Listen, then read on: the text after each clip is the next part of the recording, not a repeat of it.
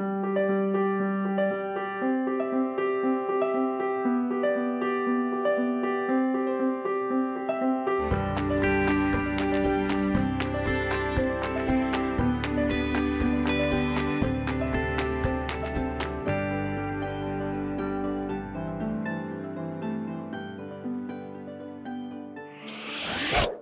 I'm Katie Barr, and this is Boca Matters. It's always encouraging to see new people willing to take on the responsibility of serving our city. Hi, Josie. Thanks so much for joining us today. For having me. I appreciate it. Let me begin by giving you an opportunity to tell our viewers a little bit about yourself. Okay. So again, thank you for having me on. I appreciate the opportunity to share who I am and kind of where I'm coming from and what made me decide to get into all this craziness, which has been a very fun ride so far. I'm looking forward to the rest of it for sure. So I was raised in the greater Boca Raton area since I was 5 years old. I've lived in Delray, West Boca, different places in this area since I was five. I was homeschooled. But I was involved in extracurricular activities at the high schools, community theater, things like that. I dual enrolled in what was then Palm Beach State, Palm Beach Community. It's now Palm Beach State. But I did not finish a degree. When I was 19, I decided to do a little bit of a different path. I went to Israel.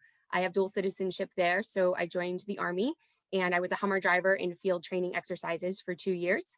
And which Wow. again, yeah, it's quite a bit of a Gosh. different path. Yeah. And then after I completed my service, I came back to the States. I met my husband. I went into my career. My background is in sales and customer service. I love working with people. And we've been married for 8.5 years. We have 3 children, 2, 4.5, and 6. And that's kind of where we are today. I'm a stay-at-home mom currently. I decided to, I have worked part-time here and there while I've had my children, but more recently I've decided to be home with them and focus on them being so young.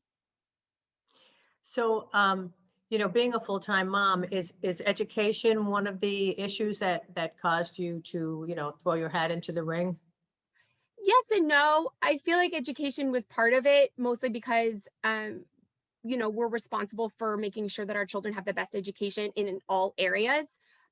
So what really got me into this was really COVID-19, I'll be honest. I've been involved in politics. My parents were very politically involved, they serving in different committees, and I was raised, watching the news and voting. I voted in every election that I could vote in since the time I was 18. Even when I lived overseas, I did absentee ballots when I could. And so I've always been aware. But what I really wasn't aware of is how much influence the local government has on our day-to-day lives. And so when COVID-19 came in and I really saw that, and after, everything kind of started, we all watched to see what was happening and take the precautions that we needed to. And then once I felt as a parent that I had the enough information to make the decision on whether or not my children could go to the playground. And I use playgrounds as an example, but that was how it kind of started for me just as a mom wanting to take my kids to the playground. I assessed their health. I assessed the risks. I assessed all of these things just like I do every day when I take them anywhere, when I put them in the car, anything that we do as a parent. And when I felt comfortable enough to take them to the playground, but the city said, no, the playgrounds are closed. You have to go to the county. So I went to the county thinking, okay, we can have a conversation. Let's see what we can do to reach a balance for everyone. Maybe we can put signs out that will let people know that the playgrounds are play at your own risk, or what can we do to make this work for everybody in our community? And I received a lot of just blank, thank you for your comment, ma'am. And it started to make me a little more frustrated. I started to look into things that were happening in the city, things that were really influencing my daily life, my children's daily lives, and what I could do to make a difference. And when I felt like my voice, and it's not just me, I had a lot of friends, mothers in the community, school parents from my children's school, things like that coming to me and asking me because they knew that I was going to county and city meetings and reaching out and touching base. And they would ask me all of these questions. And I would say, well, you need to contact your city council, contact your city commissioner, your county commissioner. And they got a lot of the same responses of, thank you for your comment. Thank you for your comment. And so it kind of grew from that. And I realized that if I wanted to make a change in my community and I wanted my voice to be heard, then this was a route that I could use to do that. So how do you think Boca Raton is doing as far as COVID mitigation? I think we're doing pretty well. I think there's a lot of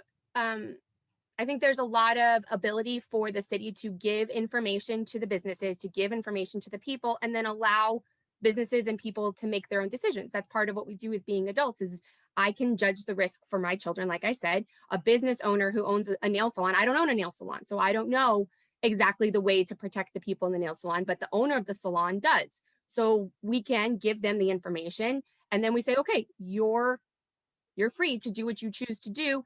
And then the markets can decide. If I don't feel comfortable going to a nail salon because of their COVID policies, then I can go to a different nail salon. And I feel like that is kind of how we are as Americans and how it kind of should be, where the government gives its recommendations, gives its guidelines, and then lets the people decide what is best for them and their own personal risks. So I think the city, sorry to answer, so I think the city has done a good job in doing that, in allowing the city citizens to run their businesses in the way they see fit. So since you are basically a newcomer to Boca Politics, have you been following it at all? I mean, how long have you been conscientiously observing? So here and there, yeah, I am very new to it. I'm here and there. I've observed, again, I've lived in and out of the city, so I've observed, and I was having kids, so I was kind of in that bubble of having babies and, you know, up to here with all of that. So I wasn't as aware of different things. I mean, I knew about all the stuff that happened with the mayor, with Susan Haney, and I was following all of that. My parents were following it because, again, they've lived here and they knew her family through school, because Boca's a small town. So my brother went to high school, I think, with her grandson or something like that. So they were following all of that. So I've followed it here and there. Again, I got way more involved and dove for way further in this last year. So there's some things I'm still learning. It's been a huge crash course. I'm reading stories, digging up news articles, finding all the information that I can get, both about the opponents that are running in my seat, the people who are running in the other seat, things that have happened in past elections. So I'm learning as I go. That's great. That's great. So the seat you're running for is seat C, and we've got four contenders for that seat. Bernie Korn, Constance Scott, Yvette Drucker, and yourself. So why do you think you would be the best person for the seat C? I love that question.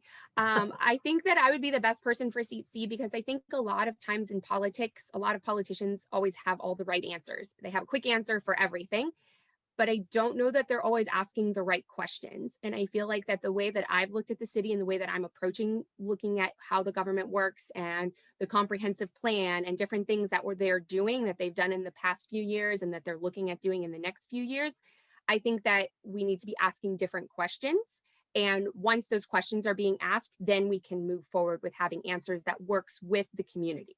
And I feel like a lot of times the voices of the people is not being heard. I've spoken to a lot of business owners and I've spoken to a lot of residents in the community, and they say, well, I go, same thing that I was saying specifically about COVID, but just in general, where they go and they express concerns and they talk about things and they make their voices heard. And then the council goes, okay, thank you for your comment, and kind of does what they choose to do. And I know you can't please everybody. I'm not sitting out thinking I'm going to make everybody in the city happy, but I think at some point you have to ask better questions and work with the people to make sure that the vision and the direction that we're taking the city is one that's going to work for the people who actually live in the city currently and want to stay in the city. I want to raise my children here.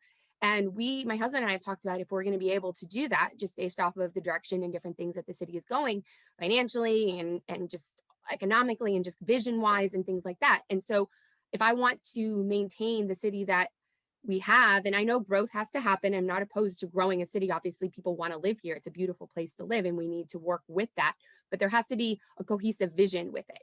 So I'm asking the right questions, and I think that that's where we need to be starting instead of someone having the same, and they give the same answers. Everybody gives the same answers every election cycle. And this is true in politics in local city all the way on up. Everyone gives the same answers over and over and over again. And then things don't necessarily change. So I think instead of the same answers, we need to be asking different questions. And, like you said, Boca is a small town, which it is in many respects, but it covers a lot of areas. We do have a beach community. We've got the central downtown. We've got the midtown area. So there's issues surrounding all of this. Would you feel like you're comfortable, with questions that arise around these issues? I mean, I have been so far. Like I said, I don't have every answer, but my most important thing is hearing what the concerns and the questions are of the people and then saying, okay, well, what would you like to see? How can we make this work together?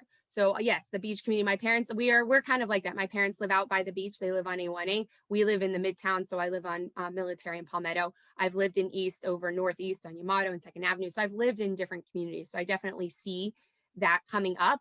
And I think the main thing that people want to have is they want to have their voices heard and they want to have them acknowledged and then taken into consideration when decisions are made. So Right. I would feel comfortable doing that because that's what I do.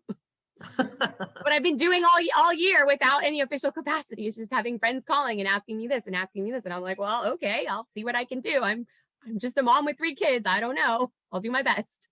Well, so you're the go-to person in your group as far as questions. Apparently, I think I just have I just have the loudest mouth, maybe. I don't know. But I try to be as helpful as I can. That's really wonderful, Josie. I mean, have you looked into any other volunteer organizations, or are there anywhere else that you've spent your time? I haven't yet, mostly because this kind of all just has happened so fast. And again, I've been in having the babies world and getting my kids off to starting with schools and figuring out where I want to put them. And we moved in May from a condo to a house. So in the middle of COVID and all that, we had to move. My husband started working from home. It's been a bit crazy. So I haven't yet, but I kind of have a running list of ones that I want to look into. If I don't win this election and this isn't the path, then maybe there's another way. And so absolutely, I would love to be involved as much as I can in the places that would have me, in the places that I would be able to lend my voice and my hands and I don't know, whatever I have. That's great. So you've been following, I guess, through video as far as what the city council meetings have been Yes. lately. Yes. Is there are there any decisions that, you would look at differently? So it's hard because when you're just watching it and you don't have all of the paperwork in front of you and all, I know that they get access to more stuff that helps them make not better decisions, but more educated decisions. So it's hard to say that for sure without having that information and just what I've been able to just watch on the meetings. I would say that the decision to go forward with building the student center was one that I would have strongly looked at.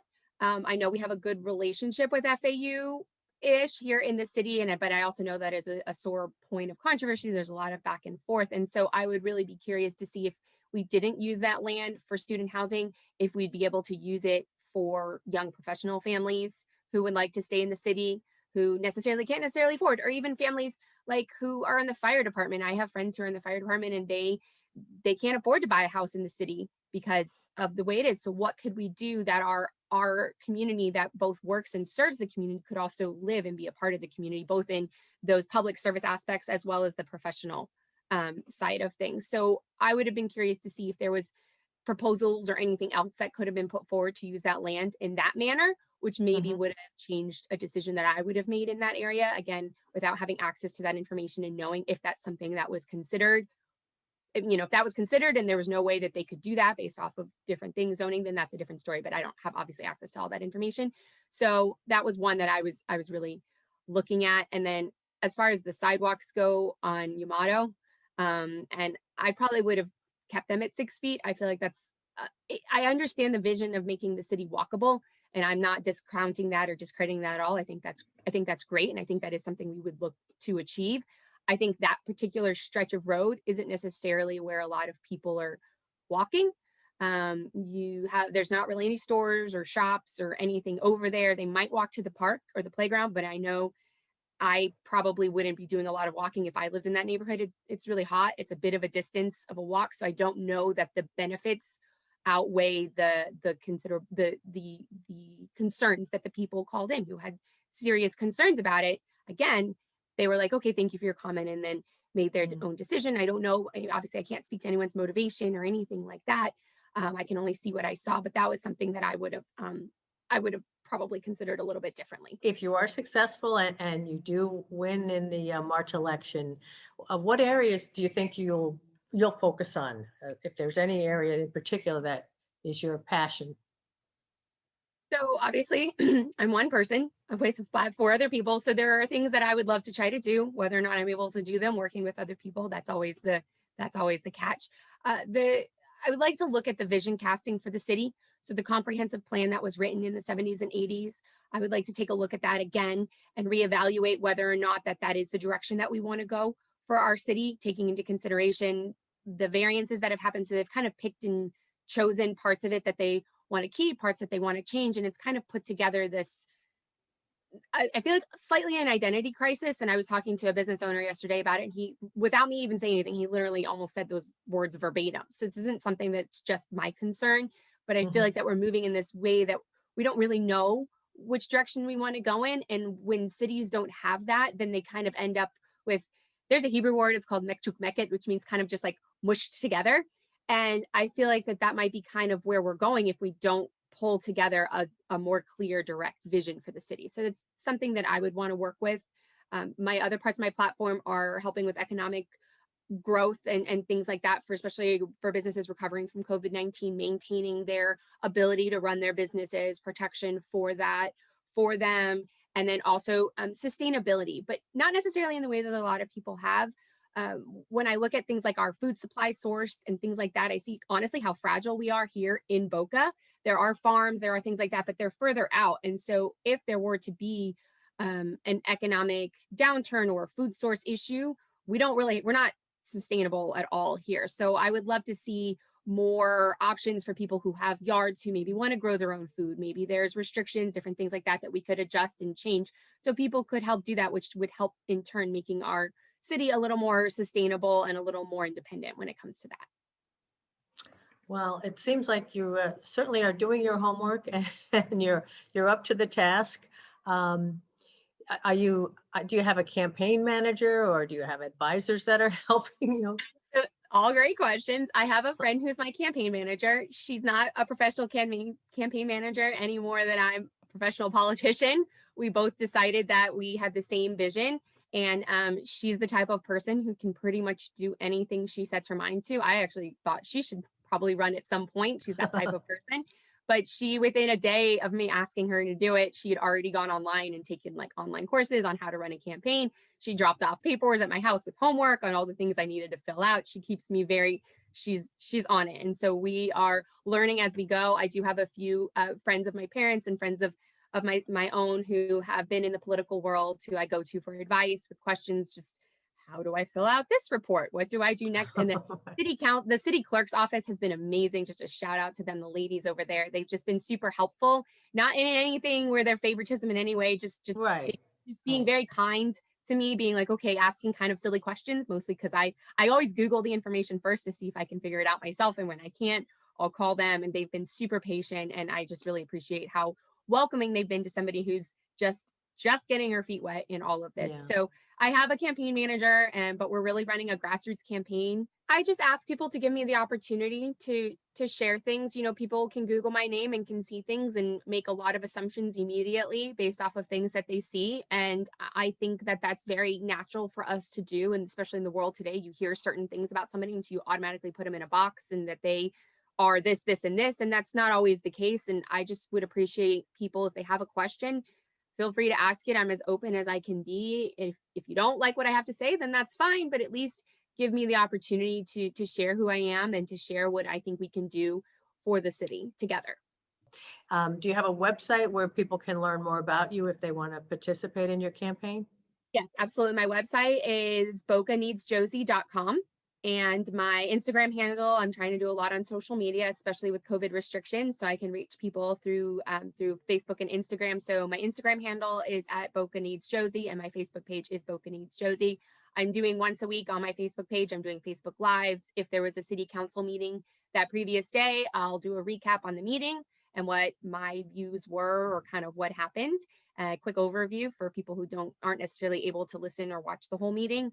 And then the weeks that we don't have them, I'm just doing open questions, either about me, about my platform, just chatting with people and getting to connect with people in the community through the means that we have available.